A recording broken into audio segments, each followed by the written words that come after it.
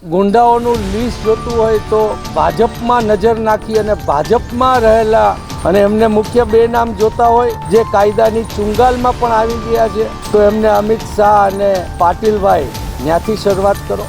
ચૂંટણીઓ દરમિયાન આવા જ લુખાઓને, ગુંડાઓને, બુટલેગરોને, વ્યાજખોરોને દબાવી અને ભાજપને મત અપાવડાવવાનું કામ પોલીસ દ્વારા કરવામાં આવે છે। ગુંડાગીરી ખુદ ભાજપ કરી રહી છે। આ તો ફક્ત એવા જ ગુંડાઓ કે જેના કહ્યામાં નથી રહેતા।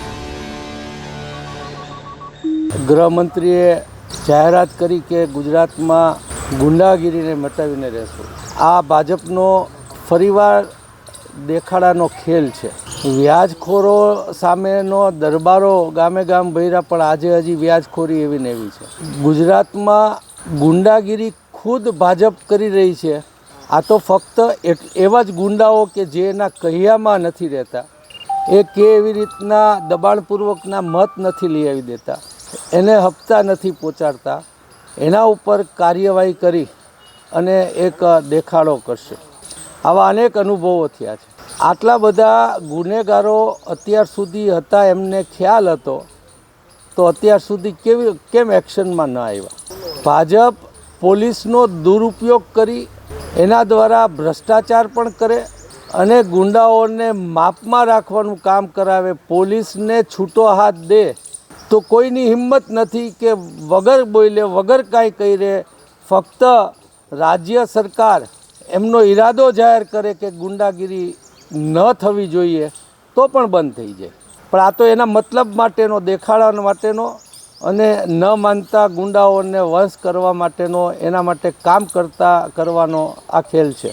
દેખાડાનો દરબાર છે, લુચ્ચાઈનું પ્રતીક છે, એ બુટલેગરીનો ધંધાદારી છે, ગુંડાઓનું ઘર છે અને લોકોને છેતરવાનું એક મશીન બની ગયું છે ભાજપ।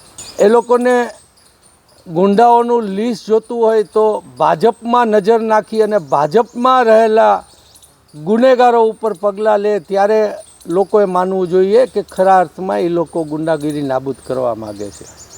એના કેટલા ધારાસભ્યો, કેટલા લોકસભાના સભ્યો, કેટલા જિલ્લા પંચાયતના અને નગરપાલિકાઓના સભ્યો ગુંડાગીરી કરે છે એનું લિસ્ટ ભાજપ પાસે નથી।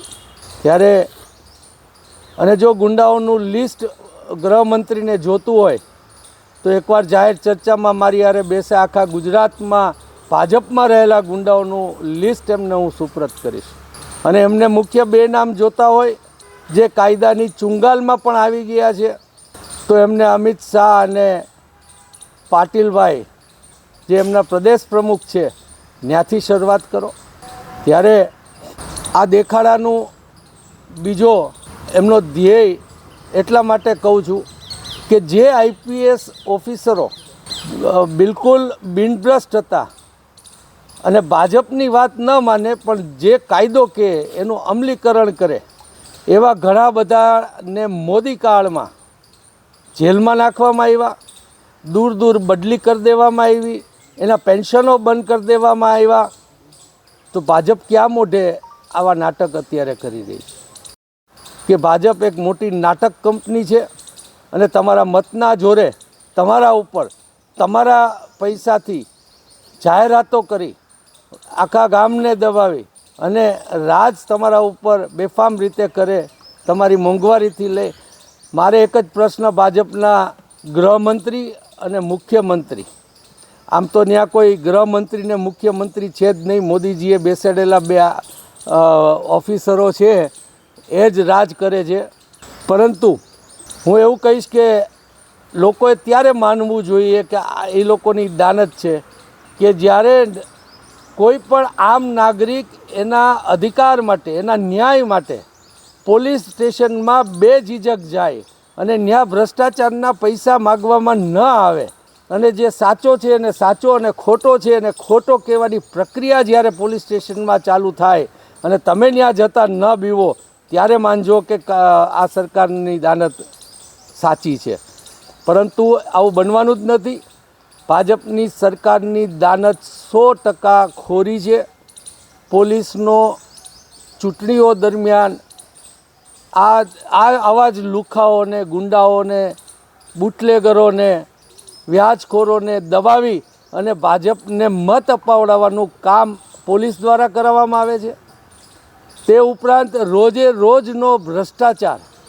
પોલીસ સ્ટેશનમાં જાશો તો કોઈ પોલીસવાળો કોઈને ન્યાય અપાવવામાં કે કાયદાના અમલ કરાવવામાં બિઝી નહીં હોય, એના કરતાં વધારે બિઝી કયો માણસ પોલીસ સ્ટેશને આવ્યો છે એ ફરિયાદી વધારે પૈસા આપશે કે ગુનેગાર વધારે પૈસા આપશે, એને તોડમાં જ પડ્યા હોય છે અને એ તોડ એને ફરજિયાત કરવો પડે છે, કારણ કે એણે એના ભાજપના આકાઓને પૈસા પહોંચાડવાના હોય છે।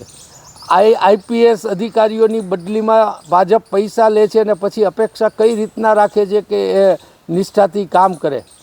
એને તમે જ ઉઘરાણાની જવાબદારી સોંપો છો, ત્યારે આ ભાજપ દેખાડો બંધ કરે, અને દેખાડો બંધ કરી શકે એવી હાલતમાં નથી। સિંહની સવારી થઈ ગઈ છે। ભાજપનું તંત્ર આખું બેફામ થઈ ગયું છે। એના નાનામાં નાના કાર્યકરથી લઈ અને મોદીજી સુધી હવે સિંહની સવારી કરી ચૂક્યા છે। ત્યારે લોકોએ સમજવાની જરૂર છે અને આ સરકારને સેજ માપમાં રાખવા માટે લોકોની માનસિકતા સરખી કરવાની જરૂર છે, એવું પણ હું આજે આ તકે લોકોને ટકોર કરવા માગું છું।